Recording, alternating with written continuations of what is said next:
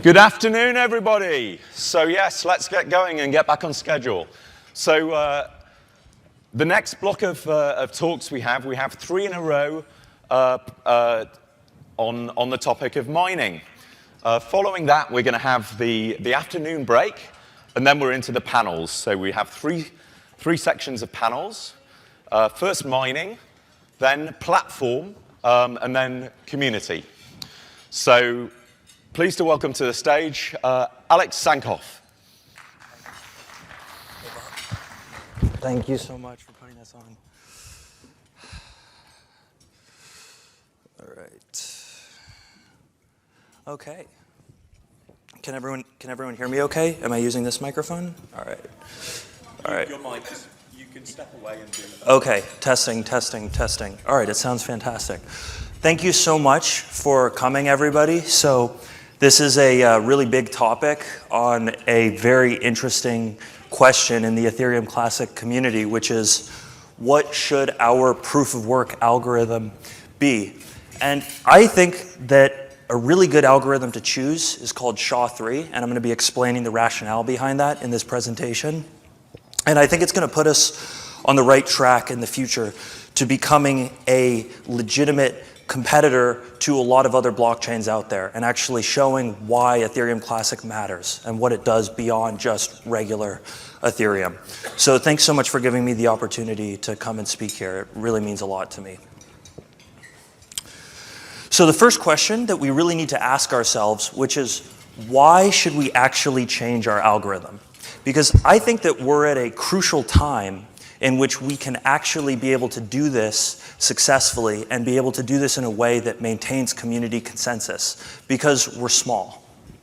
And this is a very difficult thing to do in larger projects, but when we're right now, a single conference room of people that can all get together and discuss, and the stakeholders all really care, and we're not that big, we can act more nimbly and we can do the right thing.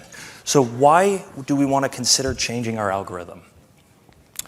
Well, it really begins on January 9th when ETC was 51% attacked.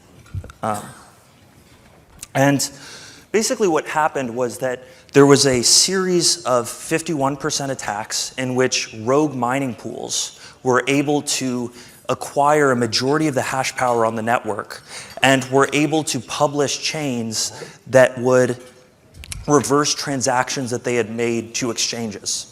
So they would send ETC to an exchange, they traded it for Bitcoin, they withdrew the Bitcoin, and then they published a side mine chain that would then give the ETC back to them. And when this happened, it was a huge shock to the community. People had sort of been saying that this was possible, but no one had really kind of seen them in the wild. And what exchanges started doing was that they started requiring over 4,000 blocks for confirmations. There was talks of potentially delisting Ethereum Classic. And that kind of brings me to the next point, which is that if Ethereum Classic cannot properly be traded and sent to exchanges, we break one of the core elements of proof of work consensus. So for proof of work consensus to work, you really need 3 elements. You need to have miners, you need to have exchanges, and you need to have users, developers, merchants, etc. So basically what happened was that the miners are able to mine and protect the network and generate new coins, and they send that to exchanges, and the exchanges are able to convert those coins into actually fiat currency that the miners can then use to pay their power bills. But what happens when there's a 51% attack and exchanges start requiring over 4,000 block confirmations, which is over 48 hours, so that's actually slower than a wire transfer, is that honest miners are no longer able to actually be able to deposit to exchanges and to be able to trade that for fiat currency to be able to pay their power bills. And what this can lead to is sort of a negative feedback loop in which hostile miners are able to repeatedly double spend, which causes exchanges to want to delist or increase the block confirmations for Ethereum Classic. the whole time, users are basically terrified. They don't understand what's going on. They're questioning it. They can't use any of the dApps on the platform safely because they don't know if their blocks are going to be confirmed. And this can lead to a negative feedback loop. And what we know is that these are the public statements kind of on the side from the exchanges. They were saying that Ethereum Classic was not living up to sort of its end, and they were saying maybe we should consider a proof-of-stake algorithm instead, which is kind of funny considering our history and considering kind of what ETC stands for, that they would be recommending we go to proof of stake. But I think that it's a really good point that exchanges really do care actually about the project and whether or not it's profitable for them to be able to turn it into fiat currency safely. So when this happened, I'm purely a dApp developer on Ethereum Classic, so my interest is writing Solidity contracts, basically creating financial instruments on it, because I think that the advantages of what a Turing-complete proof-of-work system provides is the ability to completely redefine how people all around the world interact financially, and it provides access to people. So that was kind of my background in Ethereum, and I didn't really know anything about how proof of work really functioned on Ethereum Classic. So after this attack, I really started looking into it because there's no instruction manual or Stack Overflow question for how do you respond to a 51% attack. You just have to go along with it as it happens. And I started noticing that we didn't use a standard hashing algorithm. We used a custom one called ETHash, which was created in 2015 with the idea of being ASIC resistant. And what ASIC resistant means is that it's supposedly difficult to build a dedicated device to be able to mine this. Now, what was interesting about this is that it sounds very good in theory, this idea of, okay, well, the everyday person can be a normal gamer and they can just sync with the network and turn on the miner and start getting new coins. But the reality is very different. So there's a number of currencies that have all tried to be ASIC resistant. So you can see them on there. There's ETHash, which is used for Ethereum and Ethereum Classic. You have Scrypt. You have Equihash for Zcash. You have Kryptonite for Monero. You also have Ravencoin as well. And all of these proof-of-work systems have claimed to be ASIC resistant. But what eventually happens is that as the market cap of these systems grows, it becomes financially incentivized to create ASICs for them. So what I would posit is that ASIC resistant is a spectrum. It is ASIC resistant until it becomes financially viable to build an ASIC for it. Now, the dangerous part about this is that what a lot of the time ASIC resistance means is just very poor documentation. So if the system is very badly documented, then the developer team or the people that are close to the project have an inherent advantage in creating ASICs because they understand how the network works. So I think that it's still a legitimate question as to whether or not the 51% attacks that were carried out could have been connected to rogue ASIC miners who might have been building on Ethereum at the time. And really looking into the whole question of ASIC resistance kind of led me to a variety of other issues with ETHash that I think prevent Ethereum Classic from truly becoming a Bitcoin level proof of work network. So specifically the 4 gigabyte DAG that is required by miners, and this is an exponential memory construct that is growing. There's no constraints in the system. It'll just keep growing indefinitely. The fact that there has to be a 16 megabyte pseudo-random cache required for every block. A huge problem is the fact that we're a minority chain. So being 1/20th the market cap of Ethereum means that Ethereum mining pools, who have a lot of incentives actually to sometimes see us fail, it's very easy for them to come over and attack the chain, destroy Ethereum Classic, and then move back to mining Ethereum profitably. So that's a major problem. The fact that it's a roadblock for Fly clients and Light clients, this 16 megabyte pseudo-random cache just causes tons of problems. And then there's also the fact that it's built on the false assumption of ASIC resistance, which may have been true in the past, but is no longer true with ETHash. There are ASICs for them, and it's actually not very widely available. We don't know how many companies have them. It's one of those things where if you're in the know, maybe you have access. If you're not in the know, then good luck trying to build one. And personally, the biggest issue that I see with ETH is the lack of safety checks, standards, and documentation. So if you try to find documentation on ETH to write your own miner, for example, you'll find one page on the Ethereum wiki, which is about 4 paragraphs. And for a hashing algorithm, which is probably one of the most important elements of a cryptocurrency, it is the cryptography of cryptocurrency, to have 4 paragraphs describing the hashing algorithm is actually absurd. So I just want to leave this first part with a quote from one of the best cryptographers sort of alive nowadays. His name is Bruce Schneier, and he wrote a number of hashing algorithms, he said. And what his point is that it's very easy to actually create these algorithms. The hard part is to create one that nobody else could break. So what I think that the issue with ETH is that it makes sense because it's poorly documented. It's ASIC resistant because not very many people know about it. But the more that people know about it, the more imbalanced the market for miners and the system can become. So let's move on from ETH and let's move into what I consider to be a fantastic alternative and a great opportunity to upgrade, which is a hashing algorithm called SHA3. So what is SHA3? You can actually see it right there. So this is on the slide. This is the entire implementation of SHA3 in one tweetable image. And what this means is that you can run this and you can determine on your own the proof of work that is done by the network. So with ETH, in order to compute the proof of work, you have to maintain all of these giant caches. It's very unclear how to even write this. But with SHA3, you can be anywhere on the earth, and as long as you can run this very basic little program right here, you can determine what is the chain with the most hash power associated with it. So that is like kind of the core of it, is that it is so simple yet so powerful.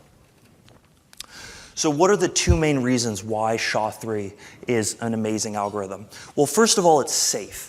So SHA3 is a title that was actually earned. It stands for Secure Hashing Algorithm 3, and it was the product of a NIST secure hashing competition that was put on between 2007 to 2012. And the reason why it was chosen was because it's very fundamentally different in its construction than SHA2. So what NIST was worried about was that because of all of the cryptography that relies on SHA2, if that were to get cracked, what would we be able to use in scientific or defense-based applications? So they wanted to find something that was a very different construction.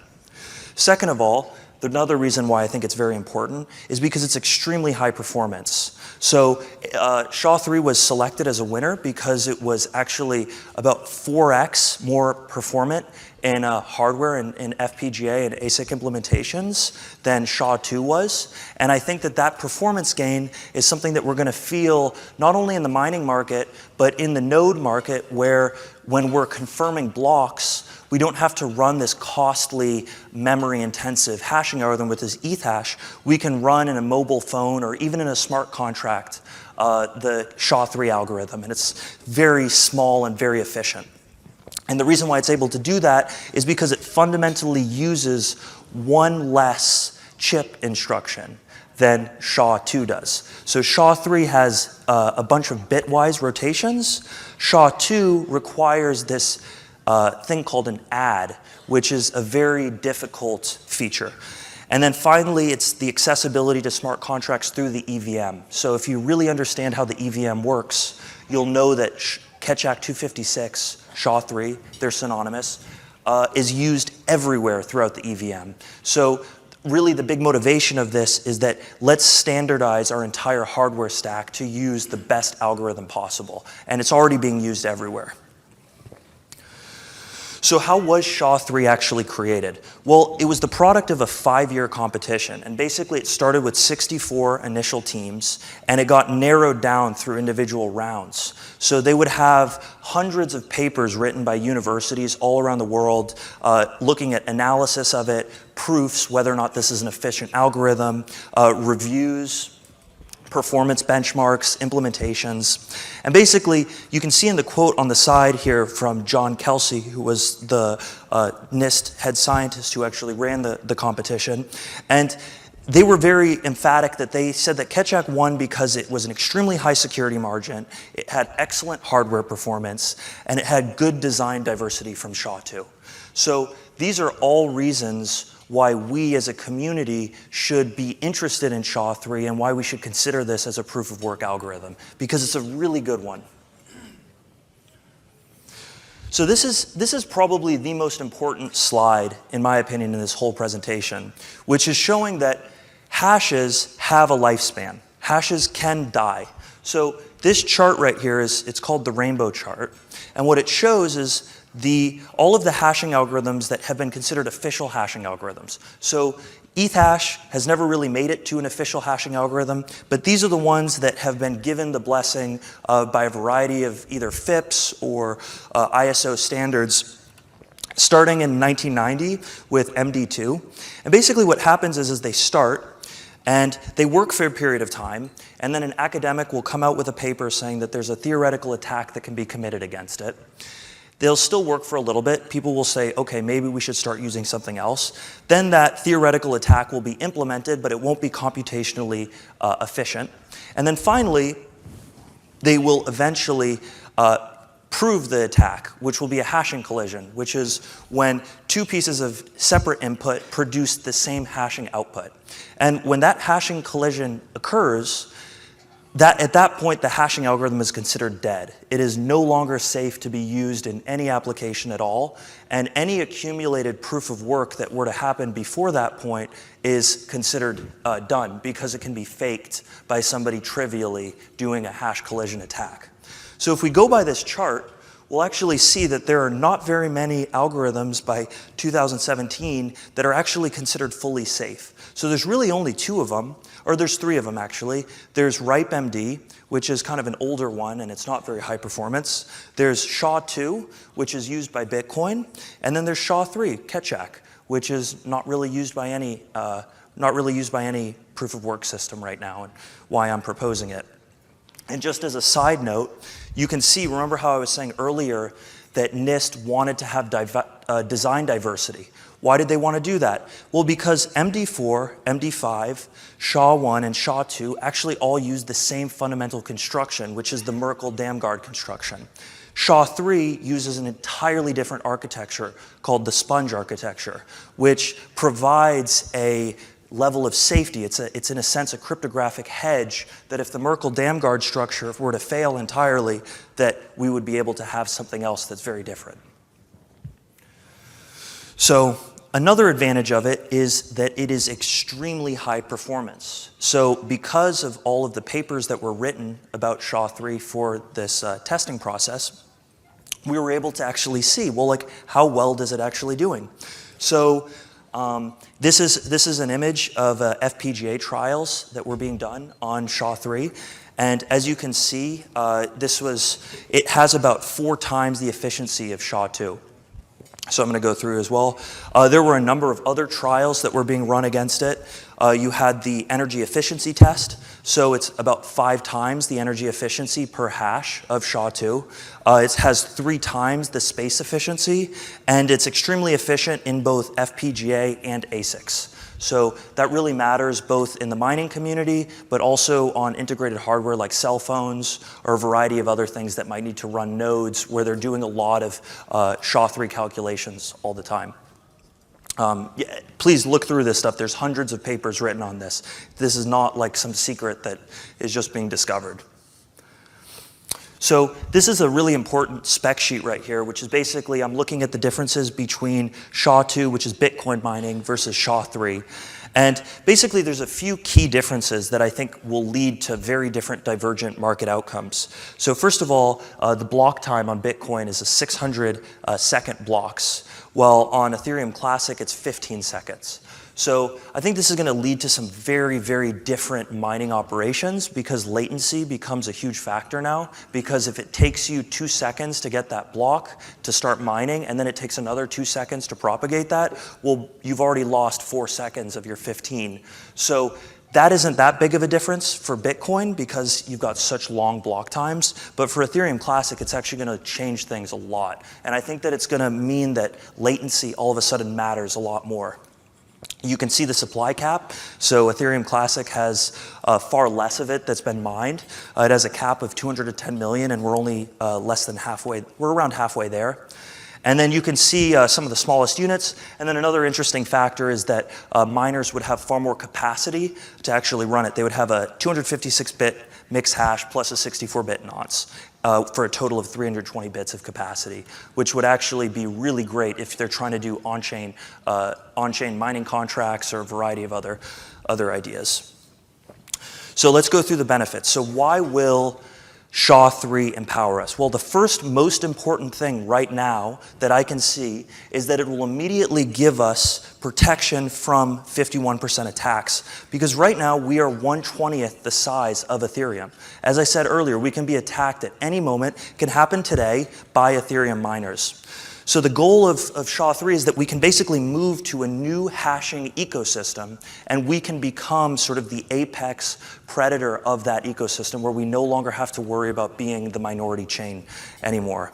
And I'm very interested in Bitcoin. I've been that way for a while, and I think that it's best to try to follow the path of how Bitcoin is able to thrive, which is we want to be the biggest proof of work algorithm in our ecosystem.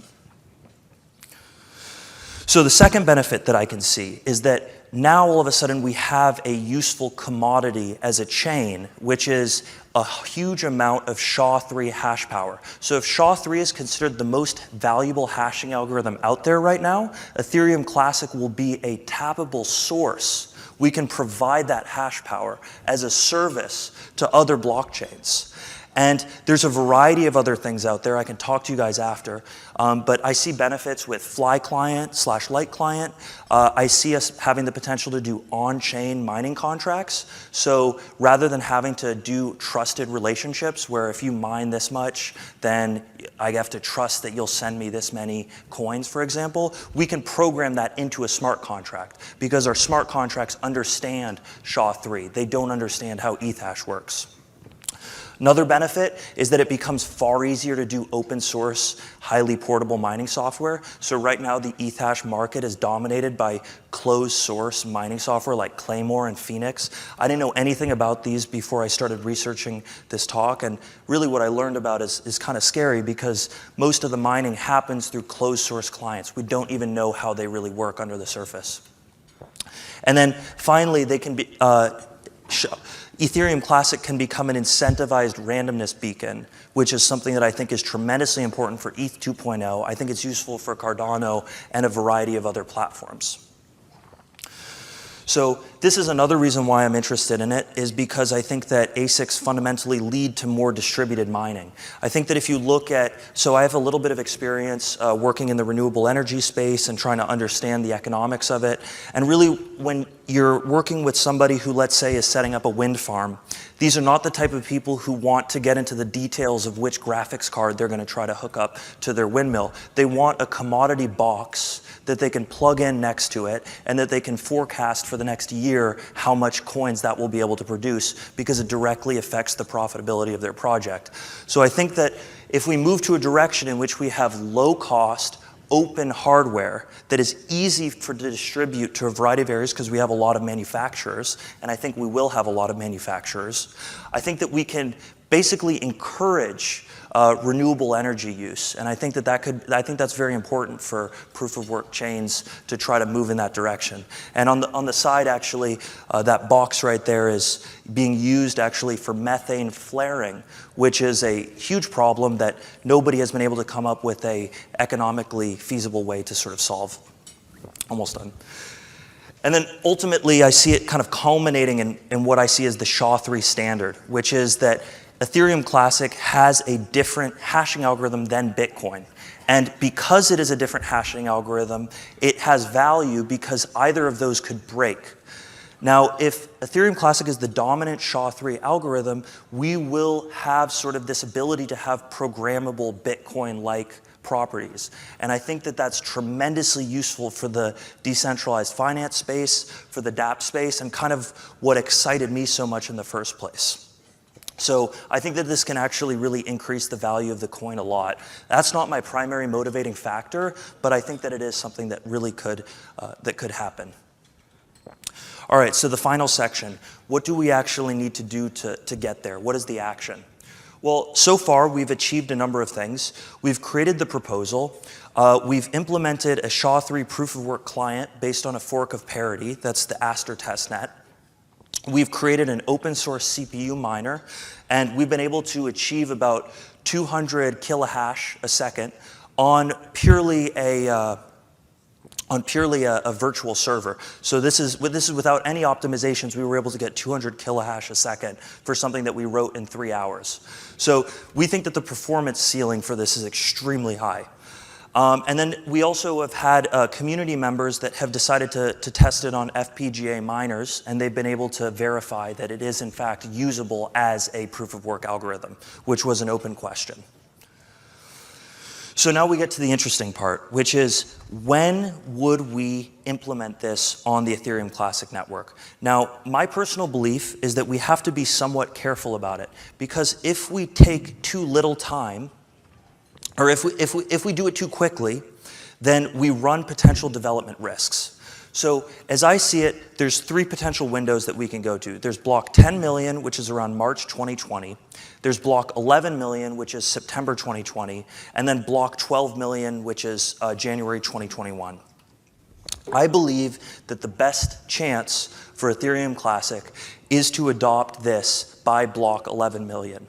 And the reason why is that if we take too much time and we keep discussing this, there's a real risk that other proof of work chains will adopt this before we do, and we will lose the ability to become the apex sort of algorithm on SHA-3. We'll have to be another minority chain, which is, in my opinion, the worst potential outcome. So September 2020, block 11 million is what my vote is for.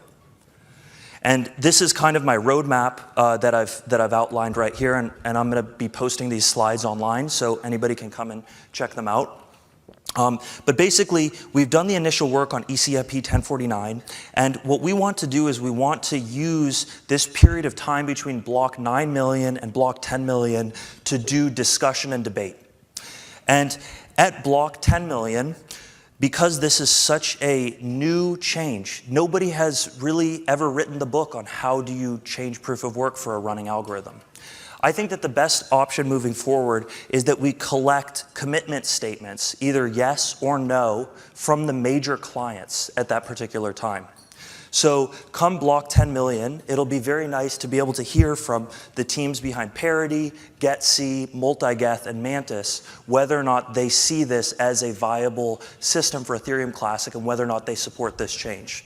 And if we know by a 10 million that the majority of clients are willing to support this as the default option, then I think I feel comfortable saying that we should move ECIP 1049 to accepted. And at that stage, the mining community will feel confident enough to actually start creating rigs and to start creating devices and marketing them because they know that it'll happen by block 11 million. And we should try to squeeze in a testnet at some point between there as well. The Aster testnet was nice, but it does not fully demonstrate the cutover, which is a very important factor that we're going to need to model. So there's open research that needs to be done by the developers as well before we were to be able to implement 1049. So that's it for my talk. It was somewhat brief. But I want you guys to join the discussion, keep it going. So that link is to like a Telegram room that I built a few weeks ago. We've got a lot of like the smartest people from all around the world in the chip industry kind of in that room discussing in real time whether or not this is going to be a good plan, what they think about it. So everybody here, whether you agree, whether you disagree, you're welcome to join. We don't believe in any censorship. So come and discuss with us and debate with us and tell us what you think. So if you want to take 2 questions, yes. So 2 good questions, please, not shit ones. Yes, yeah, so Donald, yeah. Yeah. Too bad, Donald. It's my turn. So if we switch to new mining algorithm on block 11 million, what of the previous blocks? And does that mean that developers, tool maintainers, whatever, would still need to keep around stuff to deal with ETH hash to be able to deal with those previous blocks? Yeah, so I think that's a great question. There's a number of ways that we can do it. Basically, it'll be just a new probably file or in your directory structure, you'll just include a new SHA3 sort of consensus engine. As someone who wrote it during a hackathon, we were able to write the consensus engine in less than 12 hours. So actually, if you've written any of the tooling for EThash, you're going to love SHA3 because it's going to be so much easier for you. So I think that it'll be relatively easy to sort of cut over. And then once we get to that point in the future, there's a variety of different things. We could probably use a warp sync in which we say, all right, well, this is the SHA3 hash of all the blocks up to this point. Starting at this stage, use a new consensus algorithm or use a new proof of work. But there's a variety of different ways that the clients can handle it. Yeah.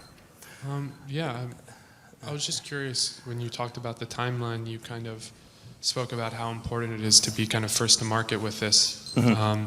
But if other protocols will eventually integrate it, does it really matter when it is released, if they will eventually have this kind of potential? I mean, nothing will change if everyone is using SHA-3. Well, it doesn't matter when we launch it, kind of. Well, I think that, I think that we can take a look at the SHA-2 market right now, which is very, very congested because there's multiple chains that have a variety of different contentious opinions, all sharing the same algorithm. And I think that the best option for Ethereum Classic is to move relatively quickly and establish a decisive sort of advantage in that space, in which the companies that are building SHA-3 hardware are very intimately aware of how Ethereum Classic works, how the EVM works, and all those. And then once those companies start creating chips around that process, I think that there's going to be an inherent level of, I would say, a sense of loyalty to the protocol because they understand it and they were there first. It kind of created the market originally. That's not really how mining works, right? It's not about loyalty. It's about like incentives aligning and making sense for people to mine, right? Yeah. So there's one other. So Monero is considering moving to SHA-3. So we're very lucky because they decided to continue with ASIC resistance. So they're adopting RandomX.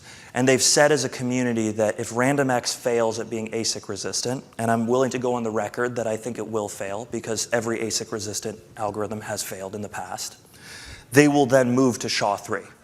So if you look at the daily issuance of ETC, we are actually far higher than Monero is. So I think that if we're able to get there early and we're able to sort of like build up a lead and get a lot of miners to start using and just become aware of Ethereum Classic, I think that that's going to increase the price. It's going to increase the daily mining budget, increase transaction fees because DeFi developers are going to start wanting to.